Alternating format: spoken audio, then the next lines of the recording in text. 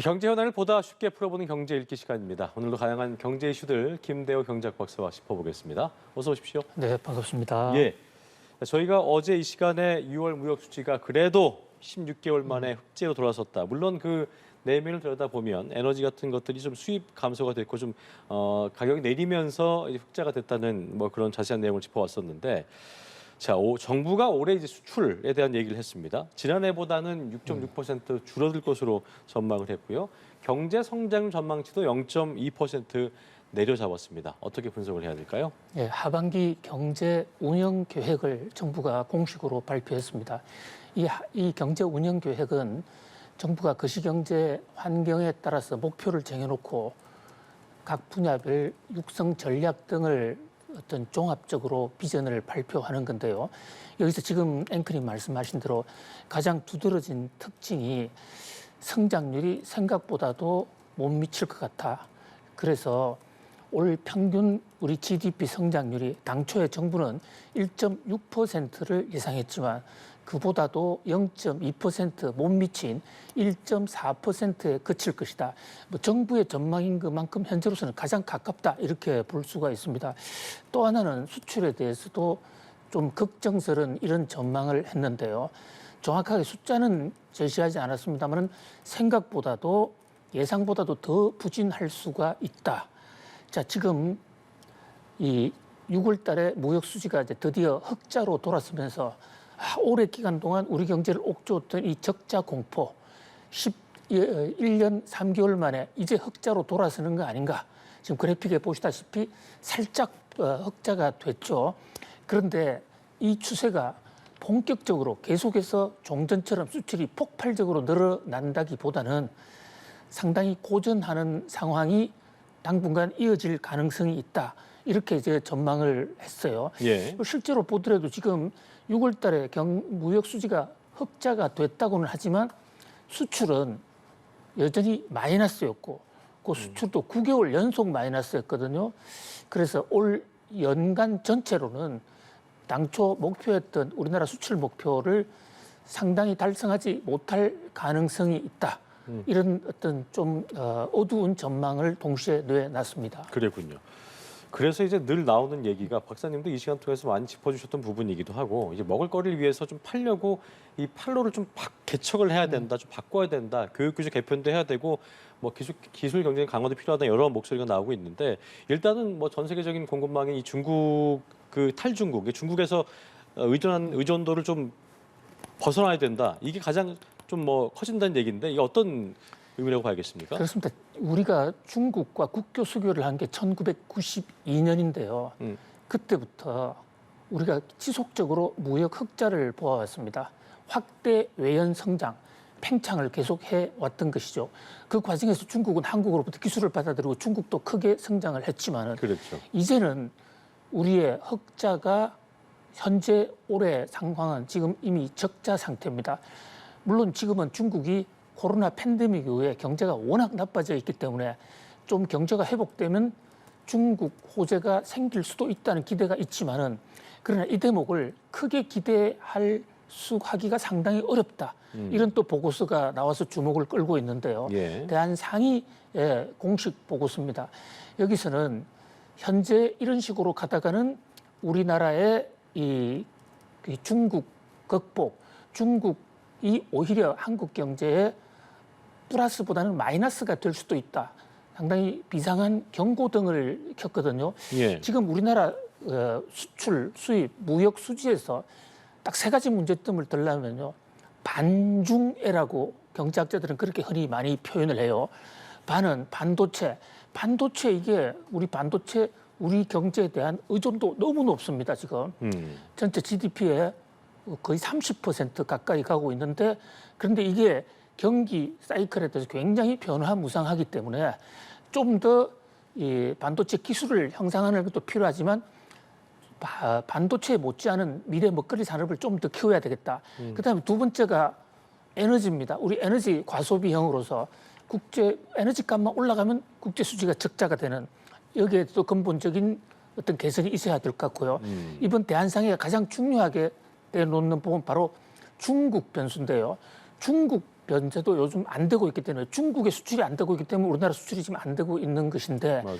문제는 이것이 시간이 지난다고 해결될 문제가 아니라라는 것이 대한상의의 지금 지적이에요. 그렇습니까? 근본적으로 지금 한국과 중국의 지난 3, 40년간 각자의 걸어온 산업 패턴이 그동안에는 좀 도움이 됐지만 이제는 지금 산업 구조를 보면요. 서로 도와주는 형태라는 어떤 상호 보완 대체 관계라기보다는 경쟁 관계가 훨씬 더 많아졌어요. 그리고 중국에서의 사업이 결코 녹록치가 않고 중국의 인건비도 많이 올랐다. 이런 것을 생각할 때 좀 글로벌 탈중국 기조에 우리가 편성할 필요가 있다. 이게 상공회의소 보고서의 핵심인데요. 지금 중국에서는 외국 기업들이 잇따라 엑소더스 많이 떠나가고 있습니다. 예. 중국의 인건비도 높아졌고 미중 무역 갈등 또 중국의 지나친 규제. 그런데 지금 이 어떻게 보면 상의는 이게 기회라는 것이죠. 이것을 알타시아라는 표현을 쓰고 있는데 요즘 경제학계의 신조어입니다. 어떤 얘기입니까? 자, 올터네이션 아시아 이코노미스트 영국의 유명한 경제 저널 이코노미스트가 최근에 발표를 한 건데요. 지금 중국을 떠나가는 기업들이 많은데 글로벌 기업들입니다. 그 기업들이 본국으로 돌아가기에는 아시아라는 시장이 너무 크다. 해서 중국 근처에 잔류할 가능성이 높다. 아직도 기회라는 거죠. 그러니까 아시아는 그것을 것이. 잡아야 된다는 겁니다. 잡아야 된다. 중국에서 떠나는 기업을 잡아야 된다는 겁니다. 그런데 우리나라는 지금 거기에 대해서 국가적으로 또는 우리 사회 전체적으로 거기에 대해서 크게 신경을 쓰지 못해 왔지 않습니까? 네. 이 대목을 좀 중점적으로 신경 쓸 필요가 있다는 겁니다. 영국 이코노미스트의 보도에 따르면 아시아의 14개국이 중국 시장을 대체할 나라로서 굉장히 유망한데 그중에 한국, 일본, 대만 등은 기술이 가장 앞서고 그다음에 뭐 라오스라든지 미얀마 이런 쪽은 인력이 노동비가 저렴하고 뭐 그밖에도 인도 뭐 이런 등은 시장이 큰데 이 14개국이 각각의 한 나라가 중국을 대항하지는 못하겠지만 서로 보완을 한다면 얼마든지 중국을 대체할 수 있다. 그래서 탈중국 시대에 수세적으로 가만히 있지 말고 그 떠나가는 글로벌 기업을 한국이 유치해서 한국에 만약 인건비가 높다면 라오스라든지 베트남이라든지 이런 그쪽의 노동과 연계하면서 우리가 알터네이션 오브 아시아 아시아 대체 시장으로서 글로벌 그룹의 아시아 대체 시장으로 여기에 집중적으로 좀 노력할 필요가 있다는 이런 상당히 중요한 메시지를 던지고 있습니다. 어쨌든 그 말씀하신 것처럼 중국에서 점점 후퇴하고 있기 때문에 그걸 잡아야 되는 것이고 하지만 한 국가가 대응하기 어렵기 때문에 약간 연합 형태로 각 분야에 뛰어난 그 지역들이 이게 모이는 그런 형태의 어떤 연합 전선이 구축되는 게 또 구축될 수도 있다는 말씀이신 거네요. 그렇습니다. 그렇죠? 각자의 비교 우위를 잘 연합을 하면 특히 지금 중국을 떠나가는 글로벌 기업들은 한국 한 나라에만 물건을 팔겠다는 게 아니고 아시아 전체를 보고 있거든요. 예. 그래서 역할의 어떤 국가별 분담을 잘하면 그중에서 기술력이나 자본력이 가장 앞서 있는 한국, 일본, 대만 등이 특히 유리하고 일본은 그중에서 또 중국과 거리가 좀 멀고 중국과의 상호 견제 관계가 더 심하기 때문에 오히려 한국이 더 유리할 수도 있다. 그렇군요. 그래서 엑소더스 중국을 떠나가는 시대, 탈중국 시대에 기회는 한국에게 있을 수 있다. 이게 상공회의소 메시지의 아주 골자라고 할 수 있습니다. 우리 기업들도 탈중국화를 점점 하고 있는 것 같은데 그 기업들의 행보는 어디로 좀 향해 된다고 보십니까? 예, 그 기업들도 지금 마찬가지로 알타시아 14개국의 그러니까 중국이 아닌 아시아를 대체할 시장, 베트남, 인도네시아, 태국, 뭐 라오스 이런 나라들이 있는데 거기에 일방적으로 무조건 가지 말고 그 나라에서 비교 우위가 있는 이를테면 인건비가 싸다 그러면 그 나라의 인건비 싼 곳에 공장을 짓되 거기서 우리 기업이 기술 수출을 하는 방식으로 해서 한국의 GDP를 극대화시켜야 된다 이런 겁니다. 바로 그런 관점에서 아시아 알타시아 국가 14개국 간의 상호 연대가 굉장히 중요한데 이런 면에서 대한상의는 한국의 외교 통상 정책도 알타시아 14개국과의 합종 연대하는 데 좀 더 노력을 기울여야 된다는 이런 또 새로운 비전을 제시하고 있습니다. 그래서 새롭게 부상하는 단어가 되겠군요. 알타시아 14개국. 그렇습니다. 예. 지켜보겠습니다. 자, 국내 자동차 전자 대표 기업이 어떤 중국 생산법인 매출이 깸감한 데 반해서 보니까 배터리하고 반도체 기업들은 수요가 폭발적으로 증가했다고 하는데 상황이 어떻습니까? 예, 지금 우리 기업들이 중국에 많이 진출해 있습니다. 한때는 뭐 엄청나게 그야말로 놔둬야 간다. 그리고 전부 중국으로 갔지 않습니까? 예. 그 기업들 지금 현주소 정말 처참합니다. 자동차 같은 경우는요. 현대차, 기아차 약 5년 전을 거꾸로 뒤늦게 보면 매출이 거의 90% 감소했습니다. 삼성전자 갤럭시 한때 중국에서 1등이었어요. 지금 안 팔립니다. 그렇군요. 뭐 그뿐만이 아닙니다. 특정 한두 개를 빼놓고 나서 중국에서 지금 우리나라 물건이 안 팔려요. 그래서 중국이 코로나 팬데믹으로 돌아오더라도 그 극복하더라도 별로 중국에서 크게 기대할 게 없다. 이런 얘기가 나오고 있는데요. 리오프닝 효과가 없다는 말씀이시죠? 리오프닝을 해도 조금은 효과가 있지만 크게 뭐 완전히 예. 판이 바뀌는 과거식으로 중국 특수 때문에 한국이 살아나는 그런 시대는 현재로서는 다시 오지 않는다는 겁니다. 현 상태를 왜 이렇게 됐냐? 자, 이게 산업 구조가요. RCA 지수라는 게 있습니다. 경제학자들이 두 나라 간의 비교 우위를 측정하는 중요한 지표로 제조업이 어디가 경쟁력이 있느냐 이걸 보는데 네. 우리가 중국으로 물건을 수출할 때 그 RCA 지수가 많이 올라갔어요. 근데 지금 1.4입니다. 0.1에 시작해서 1.4까지 올라갔어요. 근데 중국은 어떻게 되냐? 중국이 한국에 수출하는 것은 0.0에서 1.4까지 올라가 버렸습니다. 그러니까 중국과 일본이 딱 한국과 중국이 정면 대결을 하면 중국 제품이 더 수출이 한국에 더 많이 되는 이런 상황이에요. 그러겠네요. 자, 이것은 왜 그러냐면요. 기본적으로 중국의 인건비가 많이 올라갔기 때문에 한국 기업이 중국에서 사업을 하는데 큰 어떤 이 코스트 다운에 대한 메리트가 별로 없어졌어요. 그렇겠네요. 예. 이제 그 다음에 중국의 산업이 특히 제조업 중심으로 급격하게 올라오면서 중국 기술이나 한국 기술의 그 격차가 상당히 많이 줄어든 겁니다.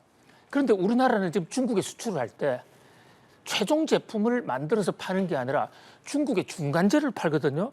그러면 중국이 한국산 중간재를 조립을 해가지고 그것을 제3국에 파는데 중국 입장에서는 굳이 한국산 중간재를 꼭 반드시 써야 된다는 이런 이제 강박관념이 줄어든 겁니다. 자, 그런 각도에서 대한상공회의소가 주장하는 우리의 생존법은 크게 보면 두 가지인데요.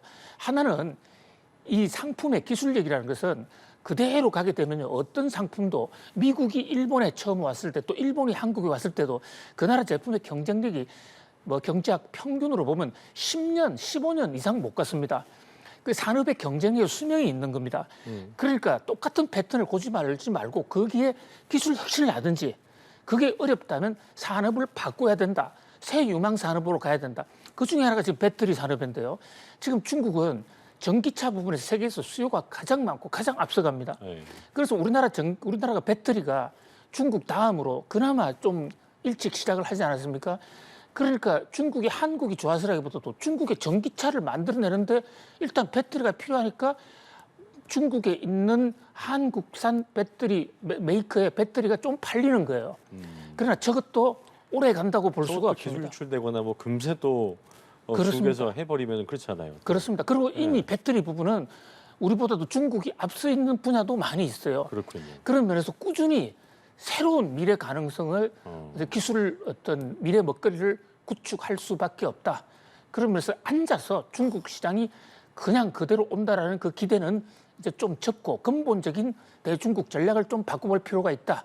야, 이런 그러니까 어떤 상공회의소 보고서가 주목을 끌고 있습니다. 감나무 밑에서 입 벌리고 있으면 안 되는 거네요, 이제. 그죠? 네, 그렇습니다. 그러나 오히려 이게 기회가 될 수도 있어요. 그렇습니까? 왜냐하면 아까 말씀드린 대로 지금 알타시아 같은 중국 자체가요. 지금 중국에 대한 매력을 상실한 외국 기업들이 너무 많습니다. 그리고 그 중국의 사업을 도저히 못하겠다. 그런데 시장은 여전히 크거든요. 그게 가장 가까이 있는 우리나라로서는 기회를 활용한다면 예. 그리고 우리 기술이 어떤 특정 부분에서는 지금 중국과 비슷하다고 그러지만 어떤 개척 분야에서는 우리 기술이 앞선 부분도 많기 때문에 기술 개발에 더 노력을 기한다면 시장은 무한대로 열려 있을 수가 있다. 그래서 너무 낙담할 필요도 없고 다만 종전과 같은 방식으로 옛날에 자동차 잘 팔렸으니 잘 될 거야. 여기서 벗어나라. 이런 충고입니다. 알겠습니다.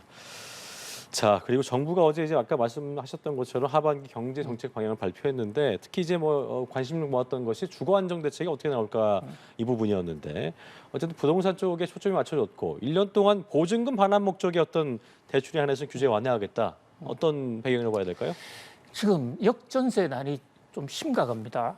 그러니까 역전세라는 것은 2년 전 또는 4년 전에 전세 계약을 맺을 때 그때 예를 들어서 10억의 계약을 맺었는데 지금 전세값이 5억으로 뚝 떨어졌다. 그럼 그분이 나갔을 때 나머지 5억 원을 이 임대인이 임차인한테 마련해 줘야 되는데 돈이 현찰에 갖고 있는 사람이 없단 말이죠. 그렇죠.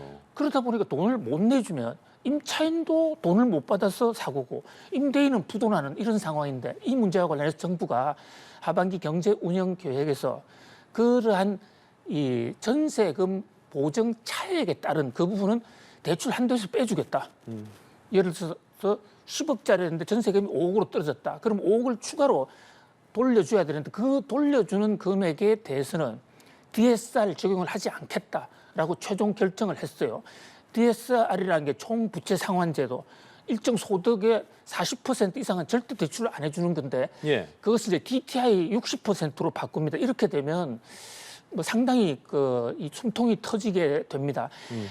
역전세 때문에 바로 경제가 크게 악화될 수 있다는 그런 우려, 역전세 폭탄 우려가 많이 있었는데 일단 정부가 DSR 원칙을 어떤 스스로 좀 보완해서라도 해주겠다 했기 때문에 역전세 문제는 상당 부분 해소가 될 수 있다 이렇게 기대를 한번 해봅니다. 어쨌든 근데 또 한편으로는 갭 투자자 조언시켰다는 목소리도 나오고 있더라고요.